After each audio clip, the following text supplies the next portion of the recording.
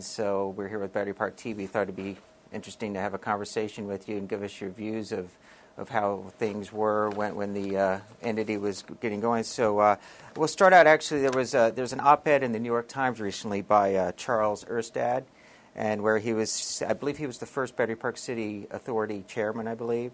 Correct. And he was suggesting that the city might want to purchase Battery Park City for $1. Can you explain that whole situation and what the structure is between the state and the city? How was it formed? First, you have to understand that, by way of background, that Battery Park City came into being under Mayor Lindsay. And the arrangements were that the federal government allowed the Hudson River to be filled in. It's a navigable river and requires the federal government's permission to fill in any part of the navigable waters. They gave it. And it then was created as a result of the World Trade Center being built and the rock being excavated. And that rock then was used as the fill-in.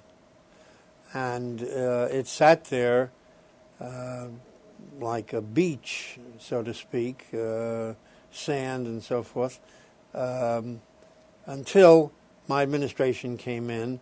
And at that point... What time was that? What year is this? I was elected in 1977 and took office in January 1978.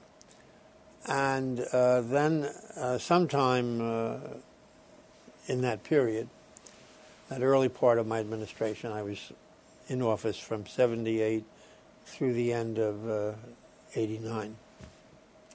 Bobby Wagner, who was a deputy mayor in my administration and who was in charge of policy, came to see me and said that we should help Battery Park go forward by advancing monies that the city was ultimately obliged to advance under the original agreements, I believe, to provide sewers and other capital construction. And I can't recall whether it's 10 million or 30 million, which either one would be a very small number in today's figures, but in those days when the city was near bankrupt and we had a huge deficit, actually underlying $6 billion deficit, which is in real dollars much more than $6 billion today. The expenditure of $10 or $30 million was a lot for the city, but I agreed that it made sense, and we did advance the monies for that capital purpose, I think primarily of sewers, and it was a good thing. And ultimately, and I don't remember when the agreement was entered into, dividing monies between the state, and that was done with Mario Cuomo as governor and myself as mayor, in a way that would use the money to build low-income, affordable housing. That's Gateway Plaza. Yeah. Various housing that would provide accommodations for low and moderate income people. And the state had a certain percentage of the profits too, which could be used by the governor for housing purposes here in New York City. These are property tax revenues, things like that you're talking about? The Battery Park City people don't pay real estate tax. They pay what's called a pilot, an agreed-upon amount, which is comparable to real estate tax. And I don't know what the ultimate dollars have been that have been paid over the years, but it's been considerable for the purposes of creating housing. And then there was the option, when times were critical, of using the monies not simply for housing but for general budget purposes. And that, I'm sure, took place. What else? And now with it's almost come full circle now. We're in another economic recession or depression here, similar to what the scenario was. And it looks like there's fighting over this revenue now. So what's going on? Is the city saying, hey, we have the right to all of this revenue? Is that what they're suggesting? I believe the agreement, and I'm not up on it anymore, and I don't know whether it's been changed or not since we were there.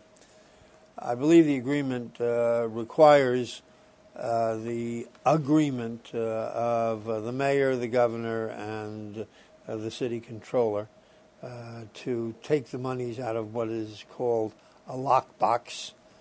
And up to now, they've been, those three parties, able to come to an agreement providing the money to the city. Okay. So right now, the revenues are shared. How about the expenses to run Battery Park, the sewer, the infrastructures, all of that? Is that also shared by the state and the city, or? Battery Park City is an authority, and the monies that go under this lockbox operation would be the profit after expenses. So expenses are paid first, and by the authority. The city and the state are not involved. It's the authority. Let's talk about development, and also in that op-ed they were talking about filling in a cove. There's a area of water. Would you see if 30 years from now, can the infrastructure sustain? They've already built several new condos down there. How many more buildings do you think that area can accommodate? And 30 years from now, will the shoreline, will it look much different? I mean, do you think that's... Well, you're asking me a question which I can only theorize about because I don't have the facts. Yeah. I'm not involved in the operation. But when you ask my opinion on the filling in of the cove, you have environmental problems. You have the people down in Battery Park City who undoubtedly would oppose the filling in of the cove. They like it. They don't want their views obstructed. They like the availability of the cove. So I frankly think that's pie in the sky and will never be done. All right.